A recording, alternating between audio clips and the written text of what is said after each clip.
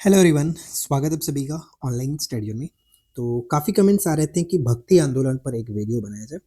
देखिए, मैं आपको बता दूं कि इससे पहले मेरे चैनल पर भक्ति आंदोलन से बहुत सारे वीडियो अपलोडेड हैं, लेकिन वो एमसीक्यू फॉर्मेट में था। मैंने कभी नोट्स फॉर्मेट में भक्ति आंदोलन पर नहीं बनाया।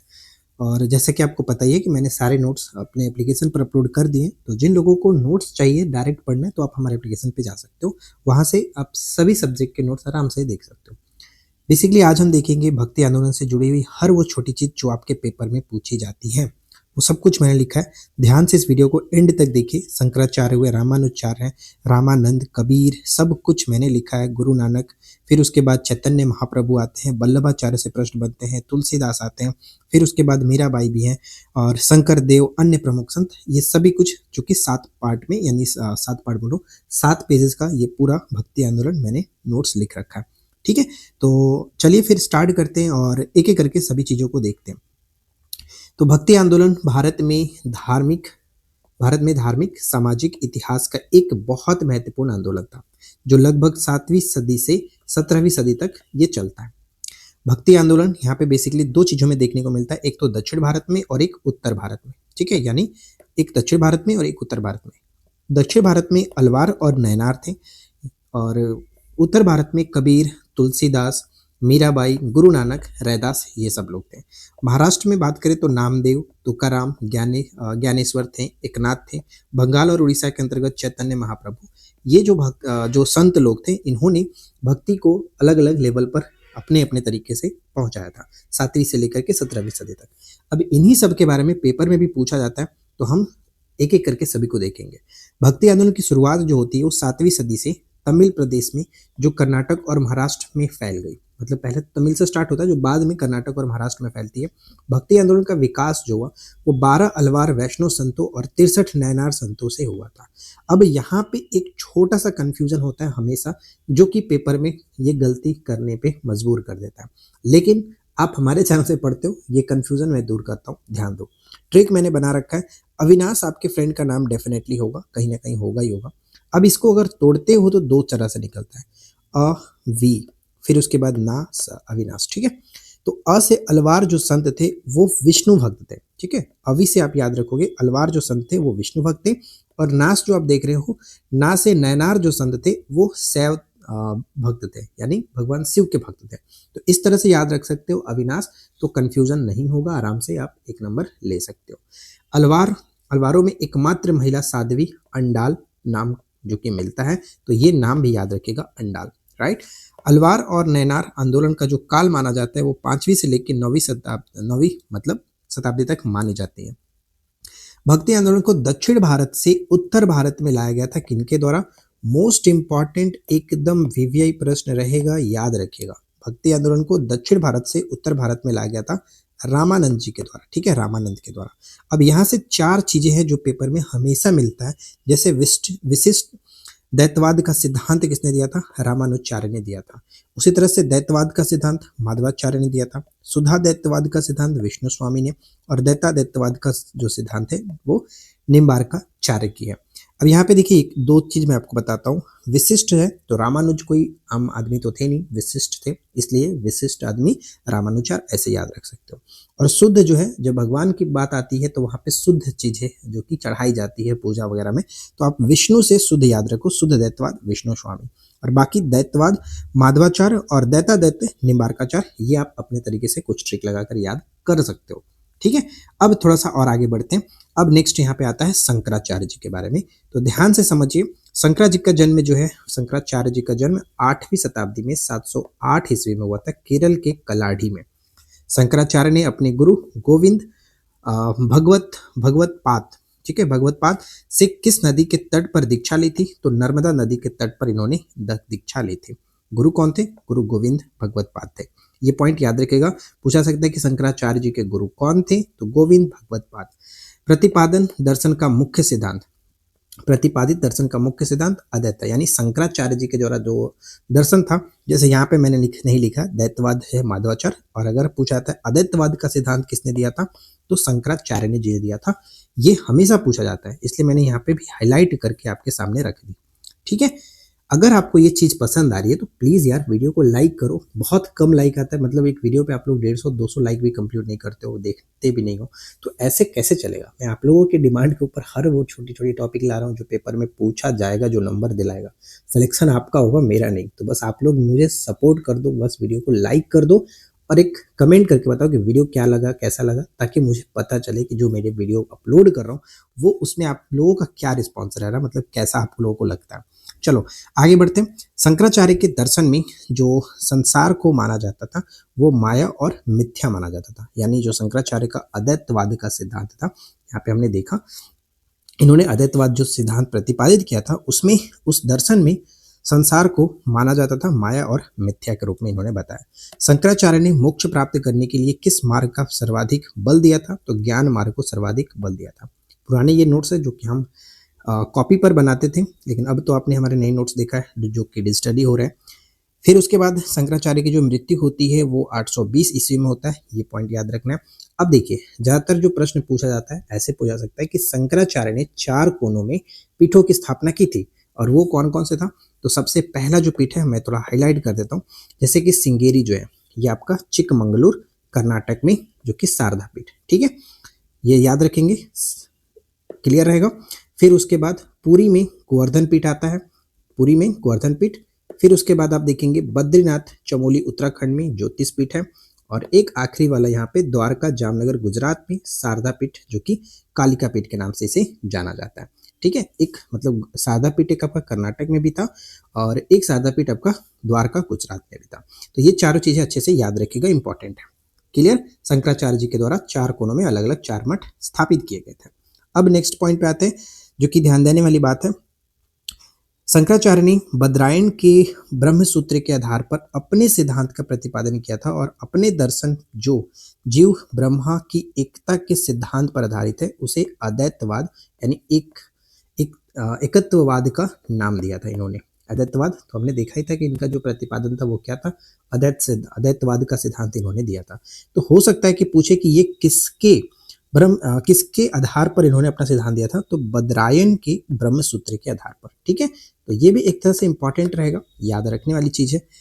फिर आता है आदि शंकराचार्य द्वारा स्थापित भिक्षुओं और सन्यासियों की मठवासी व्यवस्था को क्या कहा जाता है? तो 10 नामी संप्रदाय के नाम से इसे जानते हैं हम लोग, ठीक है, 10 नामी संप्रदाय के नाम से जाना जाता है। शंकराचार्य जी थे वो शैव धर्म के अनुयायी थे। पंचायतन पूजा का निरूपण किया जिसमें शिव, विष्णु, शक्ति, सूर्य और गणेश की पूजा का विधान था। यानी जो पंचायतन आप देख रहे हैं वो इसमें 5 जो हमारे कह सकते हैं जो भगवान है उनकी पूजा का विधान इसमें शामिल था पंचायतन में। फिर आता है शंकराचार्य ने किस दर्शन का विरोध किया जिसे उन्होंने प्रच्छन्न बौद्ध भी कहा था? तो यहाँ पे एक पॉइंट है जो कि मीमांसा का इन्होंने विरोध किया था।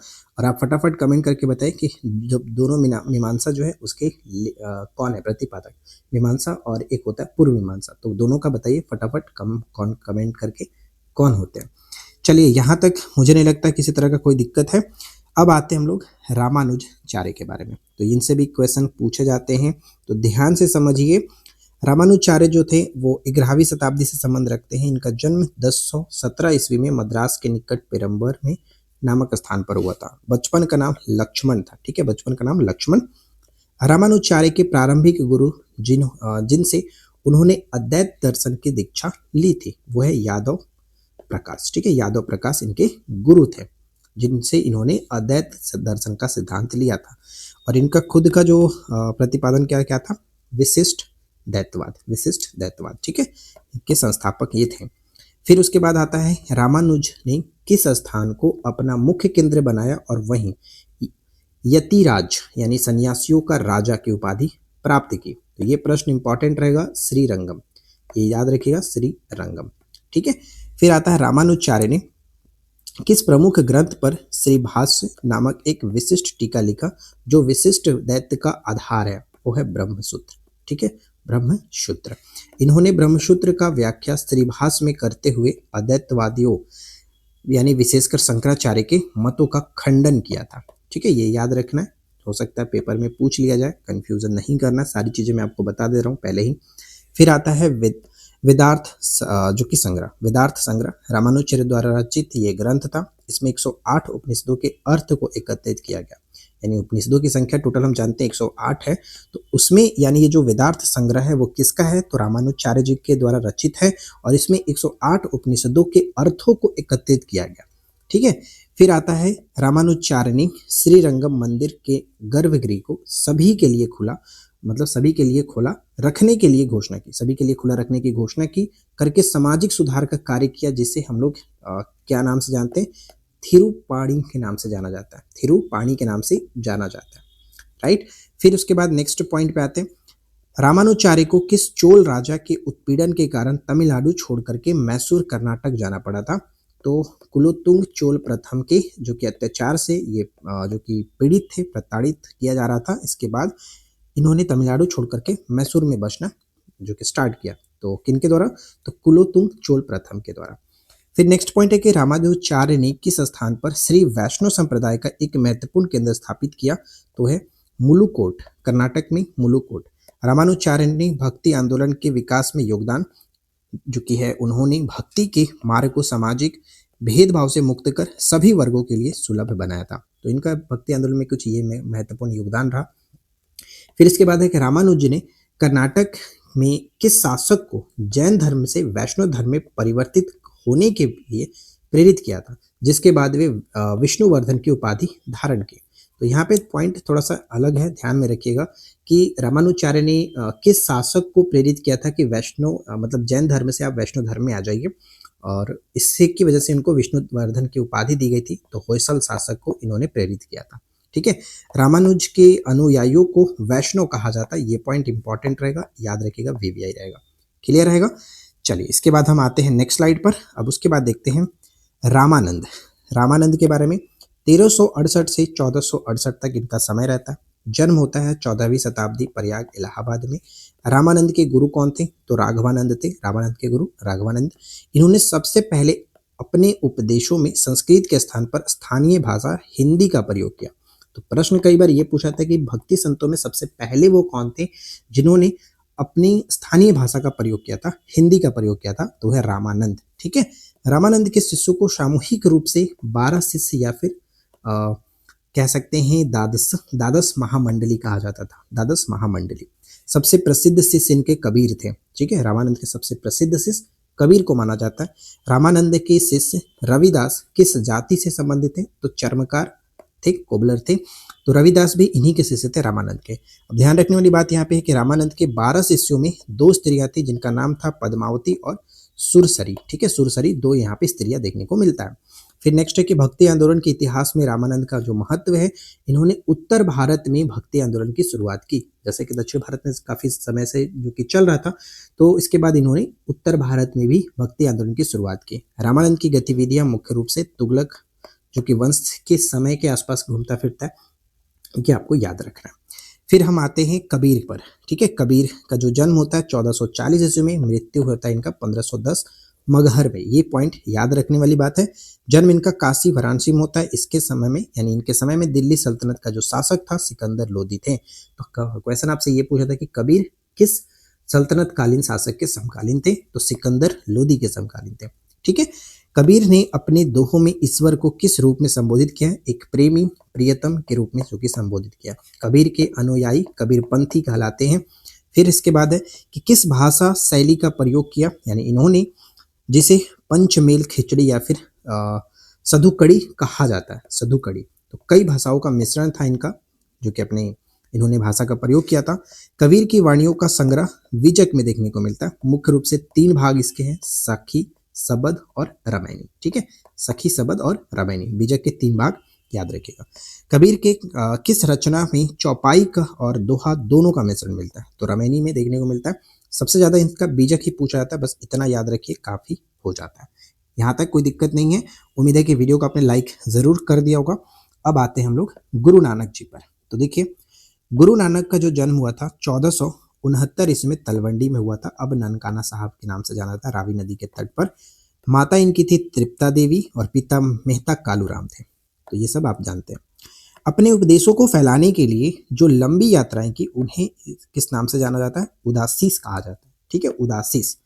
समकालीन किसके थे? तो दिल्ली के जो शासक थे सिकंदर लोदी के समकालीन थे, यानी कबीर भी लोदी के समकालीन थे, सिकंदर लोदी के। और यहाँ पे गुरु नानक जी भी थे।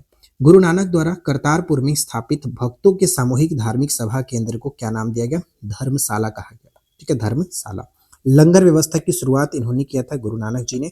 और अब तो जानते ही हैं कि जो सिख धर्म की जो स्थापना है गुरु नानक जी ही ने किया था। नानक जी के उपदेश वंड छंगो, ठीक है, वंड छंगो का अर्थ जो होता है अपनी कमाई साझा करना और जरूरतमंदों को मदद करना, जरूरतमंदों की मदद करना, ये इनका उपदेश था।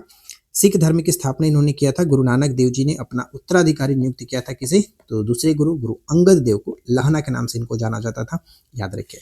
गुरु नानक देव का निधन किस वर्ष हुआ, जिसके बाद उनकी शिक्षाओं को गुरु अंगद देव आगे बढ़ाए? 1539 ईस्वी में। ये पॉइंट इंपॉर्टेंट है। अच्छा, एक चीज मुझे बताइए कि 1539 में किस युद्ध के बारे में हम जानते हैं? बहुत ही फेमस युद्ध है, हमेशा पेपर में पूछा जाता है। फटाफट कमेंट करके बताइए। अगर आप इस वीडियो को यहाँ तक देख रहे हैं तो मुझे चाहिए कि आप कमेंट करो। फिर आता है चैतन्य महाप्रभु। चैतन्य महाप्रभु की अगर हम बात करें तो ध्यान से देखिए, जो इनका जन्म होता है वो है 1486 ईस्वी में, नदिया नवद्वीप पश्चिम बंगाल में। पिता इनके थे जगन्नाथ मिश्र और माता थी सच्ची देवी। बचपन का नाम इनका गौरंग था, निमाई पंडित के नाम से भी इनको जाना जाता था। वास्तविक नाम विश्वंभर, ठीक है, विश्वंभर इनका वास्तविक नाम था, ये भी याद रखिएगा, इंपॉर्टेंट है। विश्वंभर वास्तविक नाम था। गया में ईश्वरपुरी संत से दीक्षा प्राप्त की, जिन्हें उनका आध्यात्मिक गुरु भी माना जाता है। तो ये याद रखिएगा, ईश्वरपुरी से इन्होंने दीक्षा प्राप्त की थी, जो कि गया के संत थे। ठीक है। चैतन्य महाप्रभु ने किस भक्ति संप्रदाय के प्रमुख प्रवर्तक माने जाते हैं? तो गौड़ीय वैष्णव संप्रदाय का। कृष्ण और राधा की पूजा साथ में की जाती है इस संप्रदाय में, गौड़ीय वैष्णव संप्रदाय में। फिर आता है चैतन्य की सन्यास की दीक्षा, जो है चैतन्य को सन्यास की दीक्षा दी 1510 में केशव भारती ने दिया था। केशव भारती ने। दार्शनिक सिद्धांत को अचित्य भेदवाद के नाम से जाना जाता है, अचिंत्य भेदवाद के नाम से जाना जाता है इनके दार्शनिक सिद्धांत को। ध्यान रखने वाली बात यह है कि इस्कॉन जो इसी दर्शन का अनुसरण करता है, इस्कॉन जो टेम्पल आप देखते हैं वो अचित्य भेदवाद के सिद्धांत का ही अनुसरण करता है, दर्शन का ही अनुसरण करता है। चैतन्य वल्लभाचार्य के समकालीन थे, जिससे वे दक्षिण भारत की यात्रा में मिले थे, यानी वल्लभाचार्य के ये समकालीन थे। ये पॉइंट याद रखिएगा। तो देखिए, बहुत सारी चीजें मैंने आप लोगों को बताई। चलिए अब इसके बाद आगे बढ़ते हैं वल्लभाचार्य के बारे में। तो ध्यान दीजिए, वल्लभाचार्य जो है इनका जन्म हुआ था 1479 ईस्वी में, जो कि 15वीं शताब्दी समझ सकते हैं। समकालीन थे बाबर के। ठीक है, ऊपर में हमने देखा था गुरु नानक और कबीर जो है वो सिकंदर लोदी के समकालीन थे। यहाँ पे जो वल्लभाचार्य हैं वो बाबर के समकालीन थे। वल्लभाचार्य ने अपनी शिक्षा पूरी करने के बाद किस भक्ति आंदोलन के केंद्र में प्रवेश किया? तो वैष्णव धर्म को। वैष्णव धर्म को किसने स्टार्ट किया था? तो हमने देखा था चैतन्य महाप्रभु, जो कि ये ध्यान में रखना है। पुष्टि मार्ग संप्रदाय, जो पुष्टि मार्ग संप्रदाय है इन्होंने स्टार्ट किया था। ये पॉइंट इंपॉर्टेंट है, एकदम वीवीआई रहेगा, तो ये याद रखना है। सुधा दैत्य के प्रतिपादक वल्लभाचार्य को माना जाता है, सुधा दैत्य के प्रतिपादक वल्लभाचार्य। ठीक है। वल्लभाचार्य ने किस वर्ष श्रीनाथ जी की मूर्ति की स्थापना गोवर्धन पर्वत पर की थी? तो 1519 ईस्वी में, 1519 ईस्वी में। सबसे महत्वपूर्ण ग्रंथ जो ब्रह्मसूत्र पर उनकी टीका है वो है अणुभाष्य। अणुभाष्य जो है वो ध्यान में रखिएगा कि वल्लभाचार्य की कृति है। पुष्टि मार्ग में अष्टछाप कवियों का गठन किसने किया, जिसमें सूरदास सबसे प्रमुख थे? तो विठलनाथ। ये पॉइंट इंपॉर्टेंट रहेगा, विठलनाथ। एक प्रश्न हमेशा ये यहाँ से देखने को मिलता है, जो कि षोडश ग्रंथ, ठीक है, यानी 16 रचनाएं हैं। षोडश ग्रंथ किसकी प्रमुख उपदेशात्मक रचनाएं हैं? वल्लभाचार्य जी के, जिनका निधन होता है 1533 में। ये भी महत्वपूर्ण पॉइंट रहेगा। तो यहाँ पे एक पॉइंट बनता है कि वल्लभाचार्य के निधन के बाद पुष्टि मार्ग का जो केंद्र था वो राजस्थान के नाथद्वार स्थानांतरित हो गया, जहां आज हम श्रीनाथ जी मंदिर के नाम से जानते हैं। सूरदास वल्लभाचार्य के शिष्य थे। ये पॉइंट बेहद बहुत महत्वपूर्ण रहेगा, इसे याद रखिएगा। अब यहाँ पे आता है तुलसीदास। तो इनका जन्म 1542 ईस्वी में उत्तर प्रदेश के राजापुर, जो कि बांदा जिले में होता है। और गुरु बात करें, तुलसीदास जी के गुरु नरहरिदास थे, बाबा नरहरि के नाम से भी हम जानते हैं। इन्होंने तुलसीदास को राम कथा सुनाई और उनका मार्गदर्शन किया। हजारी प्रसाद द्विवेदी ने लोकनायक की उपाधि जो कि इनको दी है। ठीक है। हजारी प्रसाद द्विवेदी ने लोकनायक की उपाधि तुलसीदास को दी है, पॉइंट ध्यान रखिएगा। रामचरितमानस की रचना तुलसीदास ने ही की थी, अवधी भाषा में किया था, ये पूछा जाता है कभी कभी। किस भाषा में? तो अवधी भाषा में। कवितावली और दोहावली किस भाषा में इन्होंने लिखा? तो ब्रज भाषा में लिखा है, ये भी इनकी रचना है, पूछा जाता है। साथ ही साथ विनय पत्रिका की रचना तुलसीदास ने की है। तो यहाँ पे हम देख सकते हैं रामचरितमानस, कवितावली, दोहावली और विनय पत्रिका, ये सभी की रचना तुलसीदास ने की है और अलग अलग भाषाओं में किया है, तो याद रखना। इन्होंने इस महाकाव्य को, यानी तुलसीदास ने रामचरितमानस जो महाकाव्य है कितने खंडों में विभाजित किया? 7 खंडों में विभाजित है, राइट, 7 खंडों में। तुलसीदास समकालीन थे अकबर और मेवाड़ के जो राणा प्रताप है इनके समकालीन थे, राइट। अब नेक्स्ट पॉइंट पे आते हैं मीराबाई के बारे में, जिनका जन्म 1498 ईस्वी मेड़ता जिला के चौकारी में हुआ था। ये प्रश्न पूछा जाता है तो ध्यान में रखिएगा, कहाँ पर? मेड़ता जिला में। अब बचपन का नाम अगर पूछ लिया जाए तो प्रेमल था इनका बचपन का नाम, ये पॉइंट इंपॉर्टेंट है। आध्यात्मिक गुरु के रूप में रैदास संत जो कि रविदास को इन्होंने अपना गुरु माना था। मीराबाई का विवाह 1516 में राणा संगा के बड़े पुत्र और युवराज भोजराज के साथ हुआ था। भोजराज के साथ हुआ था। अपने पिता की मृत्यु पिता नहीं, पति, माफी चाहूंगा, अपने पति यानी भोजराज की मृत्यु के उपरांत कृष्ण की उपासना प्रेमी एवं पति के रूप में इन्होंने किया था, ठीक है। मीराबाई के भजनों का जो संकलन है वो मीरा पदावली में देखने को मिलता है। मीराबाई को किस भक्ति आंदोलन के एक महत्वपूर्ण संत के रूप में स्थान प्राप्त हुआ? तो वैष्णव भक्ति के रूप में इन्होंने जाना जाता है। मीराबाई ने अपना अंतिम समय किस स्थान पर बिताया जहां उनका देहावसान हुआ? तो द्वारका में इन्होंने अपना अंतिम समय बिताया है, तो ये थोड़ा सा याद रखना। नेक्स्ट पॉइंट आता है, ध्यान रखने वाली बात है कि मीराबाई को मध्यकालीन इतिहास में एक विद्रोही संत कवयित्री के रूप में जाना गया है, क्योंकि सामाजिक और पारिवारिक परंपराओं के विरुद्ध जाकर कृष्ण भक्ति को उन्होंने अपनाया था। इस वजह से इनको ऐसा माना जाता है कि एक विद्रोही संत कवयित्री के रूप में जाना जाता है। तो अगर आपसे कभी क्वेश्चन ऐसे पूछ ले कि मध्यकालीन इतिहास में कौन है जिन्हें एक विद्रोही संत कवयित्री के रूप में जाना जाता है, तो मीराबाई, ये पॉइंट याद रखिएगा। अब बढ़ते हैं नेक्स्ट पर, जो कि शंकर देव आते हैं। 1449 से 1569 तक इनका समय है। भक्ति आंदोलन का प्रचार प्रसार असम में किया था। असम के साथ ये संबंध रखते हैं। चैतन्य के समकालीन थे, महाप्रभु चैतन्य के समकालीन थे। सत्रिया नृत्य का विकास जो है वो शंकर देव ने ही किया था। सत्रिया शास्त्रीय जो नृत्य है इसका विकास शंकर देव ने ही किया। ये इनके साथ एक महत्वपूर्ण पॉइंट जुड़ जाता है। अब बात करते हैं अन्य प्रमुख संतों के बारे में, जैसे ज्ञानेश्वरी प्रसिद्ध मराठी टीका जिसे भगवत गीता पर आधारित सबसे महत्वपूर्ण कार्य माना जाता है, ज्ञानदेव ने लिखा है। महाराष्ट्र इनका संबंध है। ज्ञानेश्वर ज्ञानदेव किस पंथ के संस्थापक थे? तो वारकरी जो पंथ है, वारकरी पंथ, ये पॉइंट याद रखिएगा। फिर आता है एकनाथ किस संत कवि के शिष्य थे और उन्हें महाराष्ट्र भक्ति आंदोलन का पुल माना जाता है? तो जनार्दन स्वामी के ये शिष्य थे, जनार्दन स्वामी। तुकाराम किस मुगल सम्राट के समकालीन थे? तो शाहजहां और औरंगजेब दोनों के थे। सबसे लोकप्रिय काव्य रचना इनका अभंग था, ठीक है, अभंग, ये पॉइंट याद रखिए।